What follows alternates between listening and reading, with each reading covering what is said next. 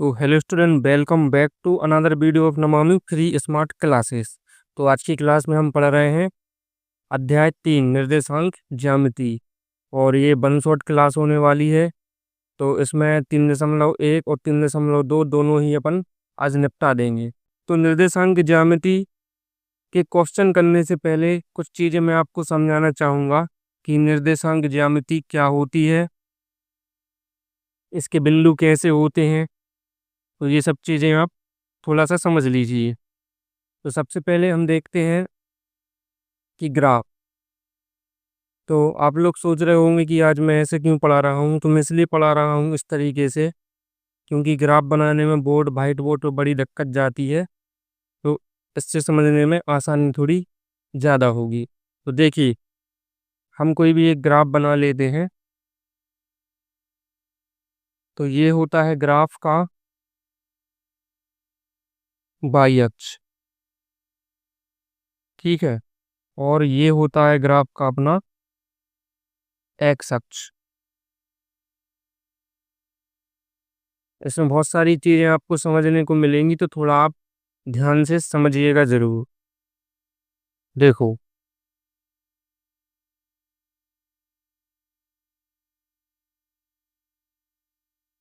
तो ये होता है अपना एक्स और ये एक्स डैश, यानी इस साइड प्लस का होता है, इस साइड माइनस का होता है, ठीक है। ये है बाई और ये होता है अपना बाई डैश, ठीक है। मतलब ये ऊपर वाला प्लस में चलता है और नीचे वाला माइनस में चलता है।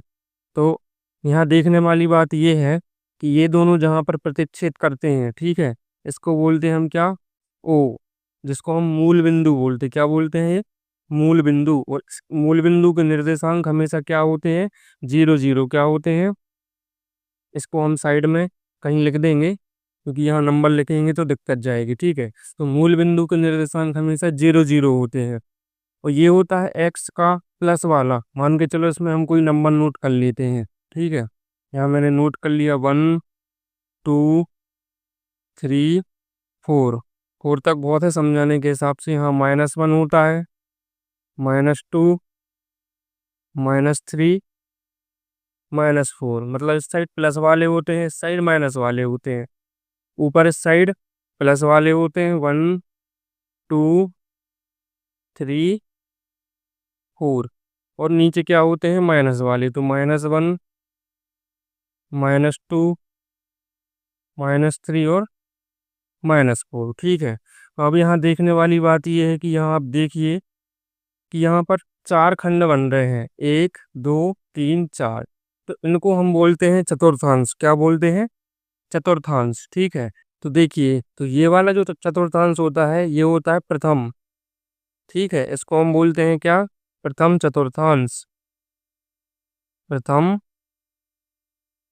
चतुर्थांश, ठीक है। इसको हम क्वाड्रेंट भी बोलते हैं कि फर्स्ट क्वाड्रेंट, सेकंड, थर्ड और फोर्थ, ठीक है। तो ये होता है अपना प्रथम चतुर्थांश, ठीक है। इसमें उल्टे चलते हैं। ये होता है अपना द्वितीय चतुर्थांश, ये होता है अपना तृतीय चतुर्थांश और ये होता है अपना चतुर्थ चतुर्थांश, ठीक है। अब चतुर्थांश में भी क्या होते हैं? चतुर्थांश के भी साइन होते हैं। देखो अब कैसे लिखना है आपको।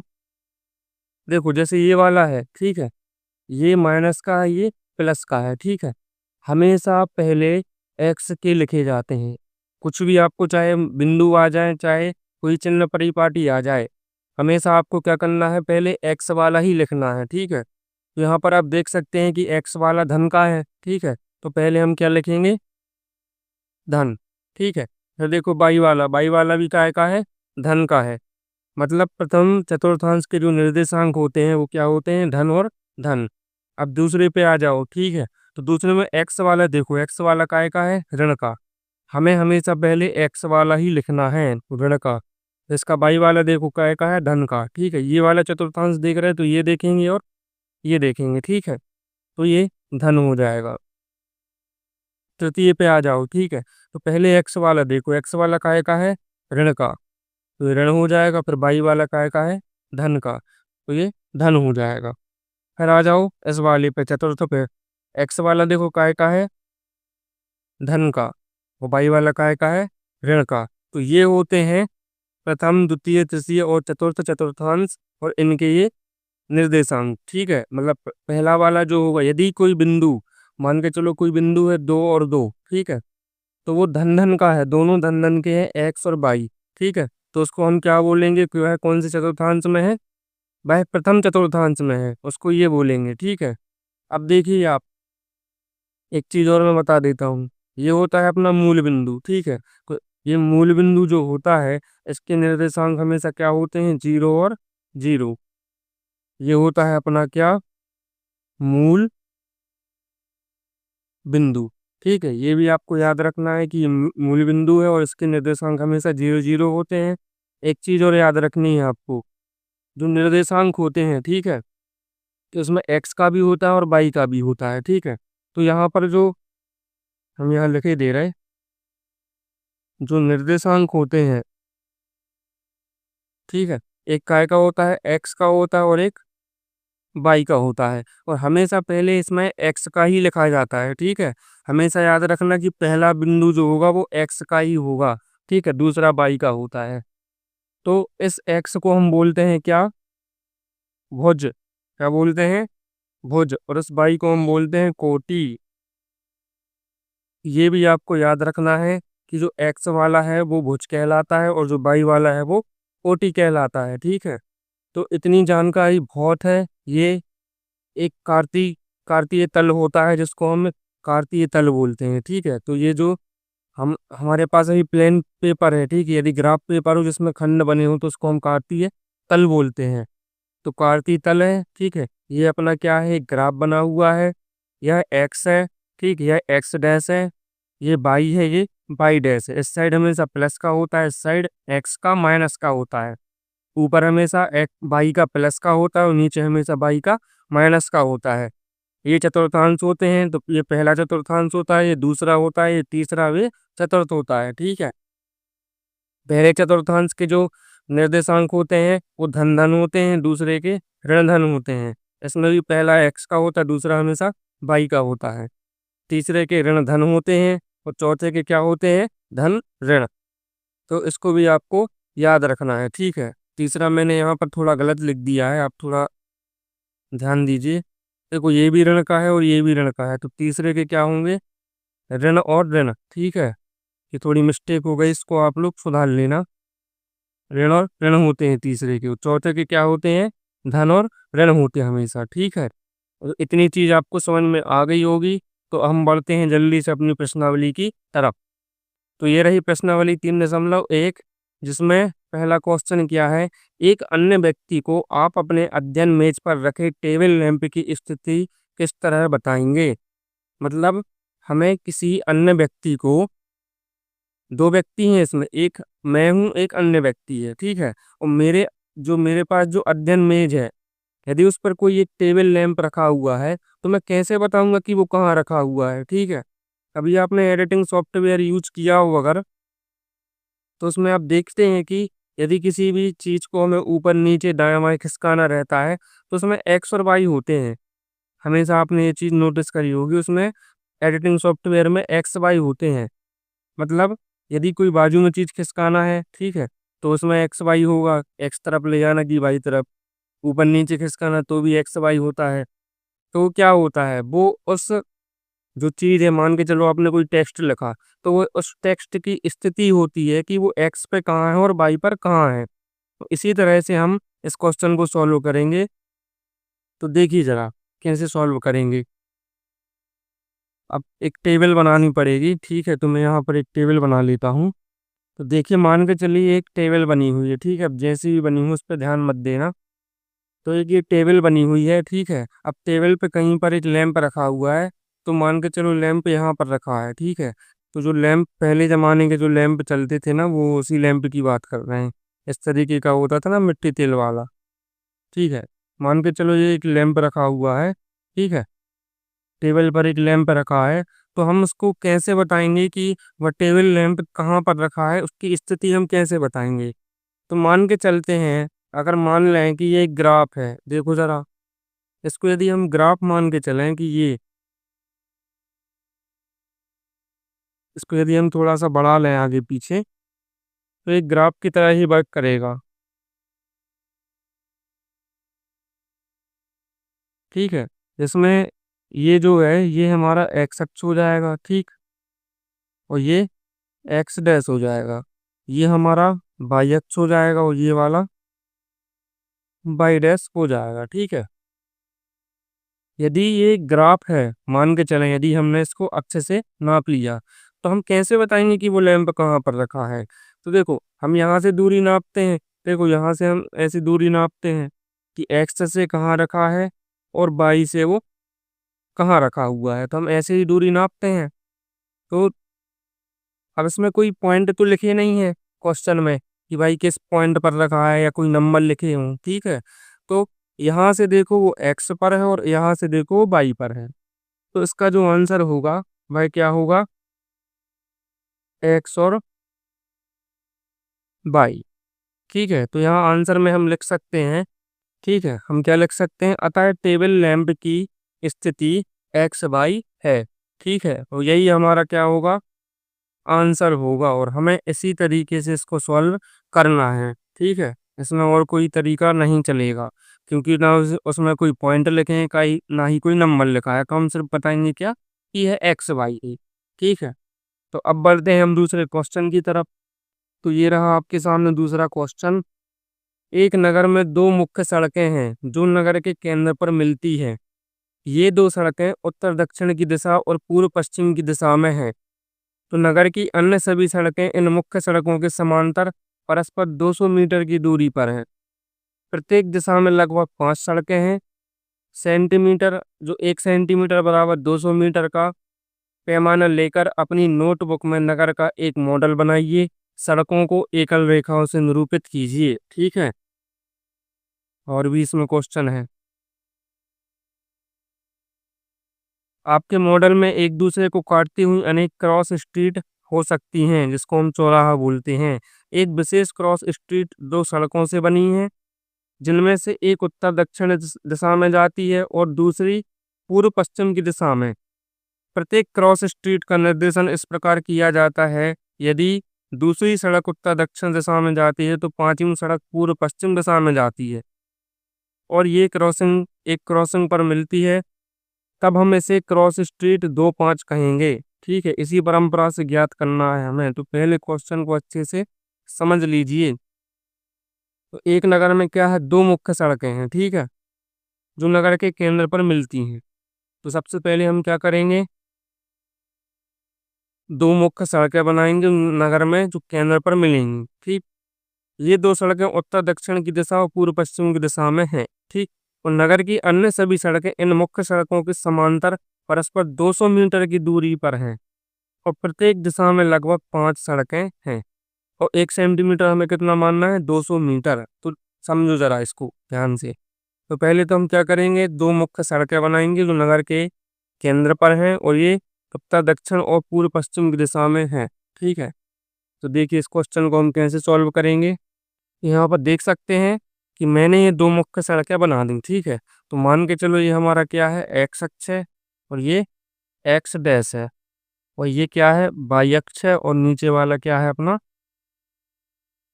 वाई डैश है। ठीक है, तो अब इसमें ध्यान देने वाली बात क्या है कि ये दोनों जो सड़कें हैं वो कहाँ पर मिल रही हैं, नगर के केंद्र में मिल रही हैं, जो कि एक मूल बिंदु बन रहा हमारा। ठीक है, यही तो इसमें लिखा है कि दो नगर के केंद्र पर मिलती हैं ये दो सड़कें उत्तर दक्षिण और पूर्व पश्चिम। ठीक है, तो मान के चलो ये पूर्व पश्चिम है तो ये उत्तर दक्षिण हो जाएगा। ठीक, तो ये एक ग्राफ की तरह बन रही है, और उनने हमें एक वो दिया है कि 1 सेंटीमीटर को हमें 200 मीटर मानना है। ठीक है, तो मैंने यहाँ पर आप देख सकते हैं कि एक एक सेंटीमीटर के यहाँ पर साइन चिन्ह लगा लिए हैं। ये 1 2 3 4 5, ये 6 है। ठीक है, ये 1 2 3 4 5। ठीक है, ऋण 1, ऋण 2, ऋण 3, ऋण 4 और ऋण 5। यहाँ पर हो जाएगा 1 2 3 4। ठीक है, मैंने ग्राफ अपने हिसाब से बनाया क्योंकि यहाँ ज़्यादा डेटा अपना आएगा। अब यहाँ पर देखने वाली बात ये है कि जो 1 सेंटीमीटर है वो हमारा 200 मीटर के बराबर है, ठीक है। और इसमें लिखा है कि प्रत्येक दिशा में लगभग 5 सड़कें हैं। नगर की अन्य सभी सड़कें इन मुख्य सड़कों के समांतर परस्पर 200 मीटर की दूरी पर हैं और प्रत्येक दिशा में लगभग 5 सड़कें हैं। मतलब इसका समांतर का मतलब क्या है? जैसे मान के चलो बाई के समांतर तो ऐसी सड़कें आएंगी 5, ठीक है। और एक्स के समांतर तो ऐसी सड़कें आएंगी 5। तो हम जल्दी से उन सड़कों को बना लेते हैं, ठीक। तो 5 सड़कें 200 मीटर की दूरी पर है तो हमारा 1 सेंटीमीटर यहाँ पर 200 मीटर के बराबर है, ठीक। तो हम बना लेते हैं, ये एक सड़क हो गई हमारी, ये दूसरी सड़क हो गई, ये तीसरी, ये चौथी और ये 5वीं सड़क हो गई, ठीक है। तो ये हो गई हमारी बाई के समांतर सड़कें, ठीक है। अब कुछ सड़कें एक्स के समांतर भी जा रही हैं। तो ये 1,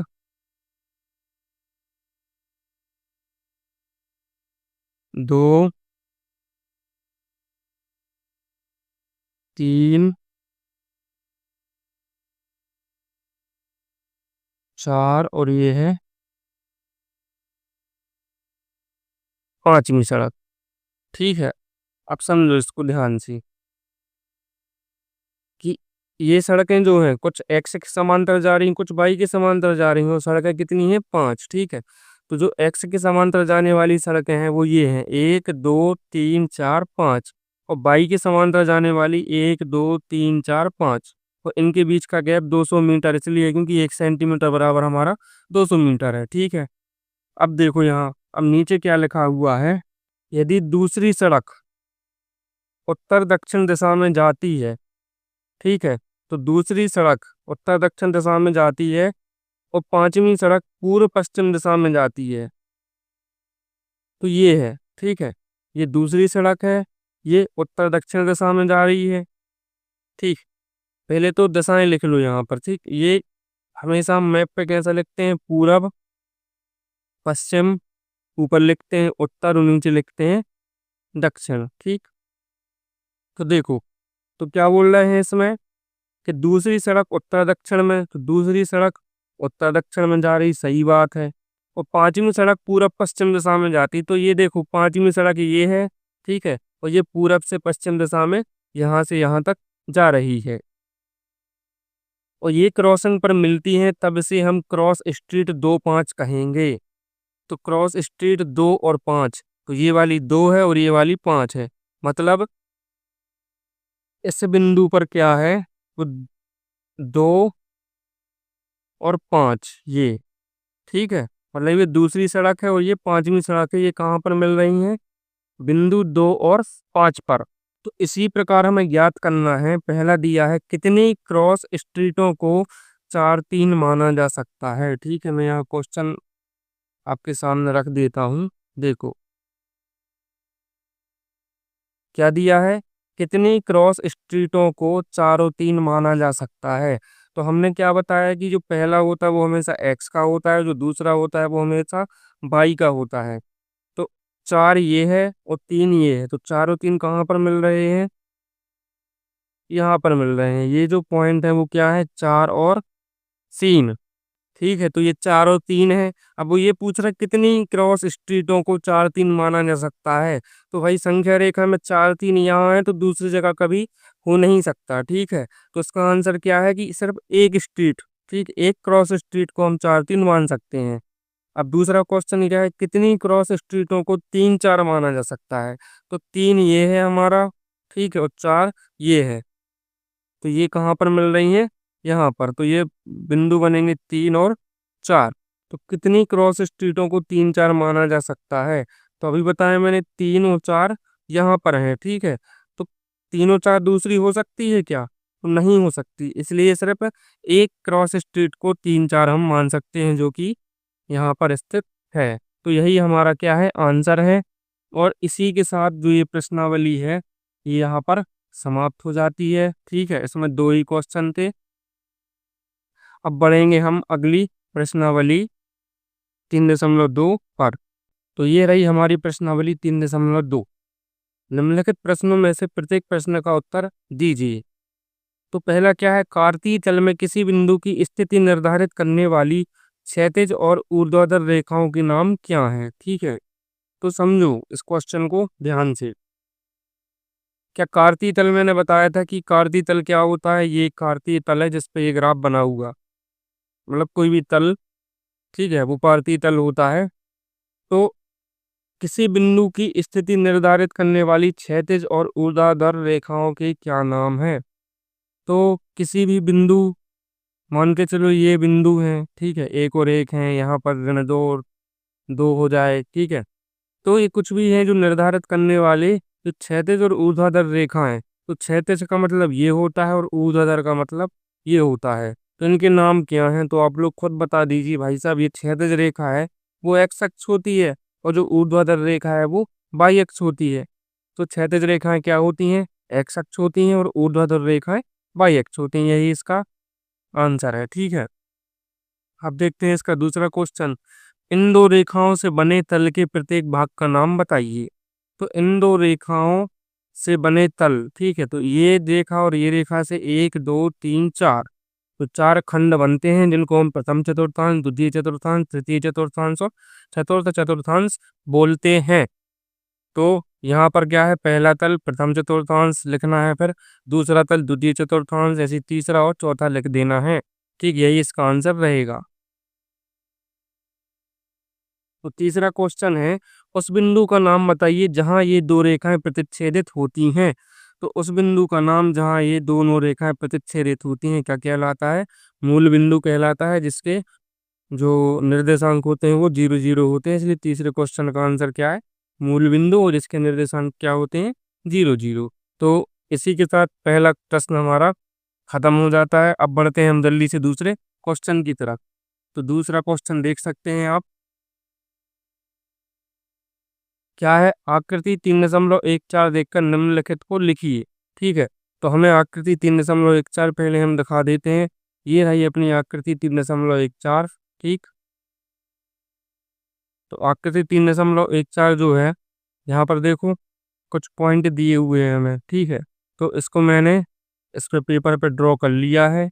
हम इसमें से क्वेश्चन देखेंगे और आंसर उसमें से देंगे। ठीक है, तो जैसे पहला क्या दिया है कि बी की बिंदु बी के निर्देशांक हमें बताना है। ठीक है, तो यहाँ देखिए, तो आकृति 3.14 इसको मैंने यहाँ पर बना लिया है। ठीक है, अब हमें देखना क्या है, बिंदु बी के निर्देशांक। ठीक, तो हम जो आंसर है वो थोड़ा सा साइड में लिखते चलेंगे, इसको थोड़ा साइड कर लेते हैं। तो आंसर हम यहाँ लिखते चलेंगे। तो ये पहला, तो पूछ क्या रहे हैं, बिंदु बी के निर्देशांक। तो आप लोग को बताना है कि बिंदु बी कहाँ पर है। तो बिंदु बी यहाँ पर है। ठीक है, तो इसके निर्देशांक कैसे लिखे जाते हैं, हमेशा पहले एक्स का लिखा जाता है, फिर वाई का लिखा जाता है। तो जो बिंदु बी है, ठीक है, उसमें एक्स का क्या है, ऋण 5। तो यहाँ हम लिखेंगे बी बराबर, यहाँ लिख देना है बिंदु बी के निर्देशांक बराबर, एक्स क्या है अपने पास, ऋण 5, वाई क्या है अपने पास, धन का 2। तो बिंदु बी के निर्देशांक क्या हो जाएंगे, ऋण 5 और 2। अब देखते हैं दूसरा प्रश्न। दूसरा प्रश्न क्या है, बिंदु सी के निर्देशांक पूछे गए हैं। ठीक है, तो सबसे पहले तो हमें ढूंढना है बिंदु सी कहाँ पर है। तो बिंदु सी देखो ये रहा, और बिंदु सी के निर्देशांक क्या होंगे, पहले एक्स का लिखते हैं हम, ठीक है, फिर वाई का लिखते हैं। तो बिंदु सी एक्स पर कहाँ पर है, 5 पर, वाई पर कहाँ पर है, ऋण 5 पर। तो इसी तरह से ये क्या हो जाएंगे, बिंदु सी के निर्देशांक जो होंगे वो 5 और ऋण 5 हो जाएंगे। ठीक है, अब तीसरा क्वेश्चन क्या है, वो बोल रहे हैं निर्देशांक ऋण 3 और ऋण 5 द्वारा पहचाना गया बिंदु। अब इस बारे में क्या दिए हैं हमें, निर्देशांक दे दिया है कि ऋण 3 और ऋण 5 द्वारा कौन सा बिंदु बनता है। तो ऋण 3 और ऋण 5 हम देख लेंगे। तो ऋण 3 यानी एक्स का ऋण 3, तो एक्स का ऋण 3 ये है। ठीक है, और ऋण 5 यानी बाई का ऋण 5, तो बाई का ऋण 5 ये है। और इन दोनों से बनने वाले बिंदु हमारा कौन सा है, बिंदु ई।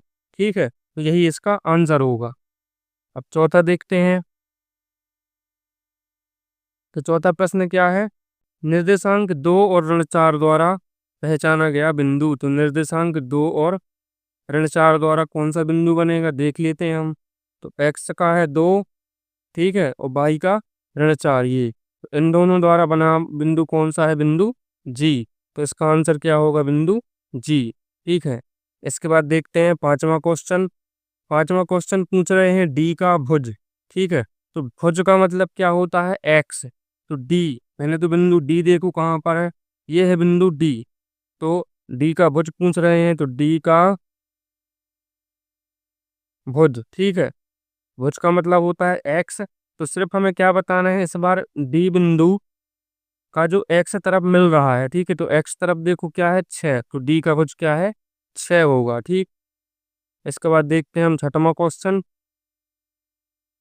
बिंदु एच की कोटि, ठीक है, तो बिंदु एच को देखो, पहले तो यहाँ लिखते हैं एच की कोटि। तो पहले हम देखेंगे क्या, बिंदु एच कहाँ पर है, तो बिंदु एच को देख लेंगे। आपको कहीं दिख रहा है क्या बिंदु एच, देखो ये रहा बिंदु एच। ठीक है, तो कोटि का मतलब क्या होता है, बाई। तो कोटि यानी बाई, ये कहाँ पर है ना, 3 पर। तो एच की कोटि यहाँ से क्या हो जाएगी, ऋण 3। अब देखते हैं हम सातवां क्वेश्चन। तो सातवां क्वेश्चन क्या है, बिंदु एल के निर्देशांक। तो बिंदु एल के निर्देशांक हमें पहले तो बिंदु एल खोजना है। तो देखो यहाँ से देखो, ये रहा बिंदु एल। ठीक है, अब बिंदु एल पर क्या है, सिर्फ 5 लिखा हुआ है, और ये किस पर स्थित है, बाई पर स्थित है। यदि कोई बिंदु किसी लाइन पर स्थित हो, ठीक है, जैसे ये एम है, ठीक है, एक लाइन पर स्थित है, इसका देखो बाई पर स्थित है, एक्स से कोई लेना देना नहीं है, मतलब वो एक्स बराबर क्या है, 0 है। ठीक है, तो हमसे क्या पूछ रहे थे, बिंदु एल के निर्देशांक। तो हम लिखेंगे क्या, एल के निर्देशांक। ठीक है, तो एल के निर्देशांक क्या होने चाहिए, एक्स तो है नहीं इसमें, तो एक्स का क्या हो जाएगा, 0, और बाई हो जाएगा धन का 5। तो ये हो जाएंगे बिंदु एल के निर्देशांक। ठीक है, अब आठवां क्वेश्चन क्या पूछ रहा है, आठवें क्वेश्चन में बिंदु एम के निर्देशांक। ठीक है, तो पहले बिंदु एम खोजो, देखो ये रहा बिंदु। तो बिंदु एम के निर्देशांक में देखो पहले, तो बिंदु कहाँ पर स्थित है, ये एक्स अक्ष पर स्थित है, मतलब इसका बाई से कोई लेना देना नहीं है। ठीक है, तो एक्स वाला क्या है, ऋण 3 है, यहाँ लिख लेंगे बिंदु एम के निर्देशांक।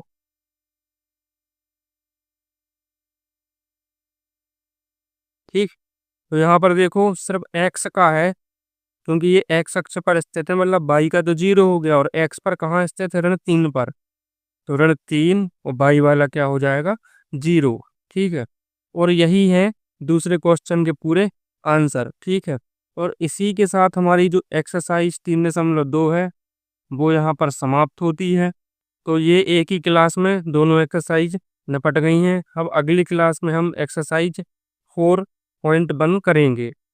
तो अगर वीडियो पसंद आई हो तो वीडियो को लाइक करें, जो लोग नए जुड़ रहे हैं वो चैनल को सब्सक्राइब करें, और हम मिलते हैं अब अगली क्लास में। तब तक के लिए बाय।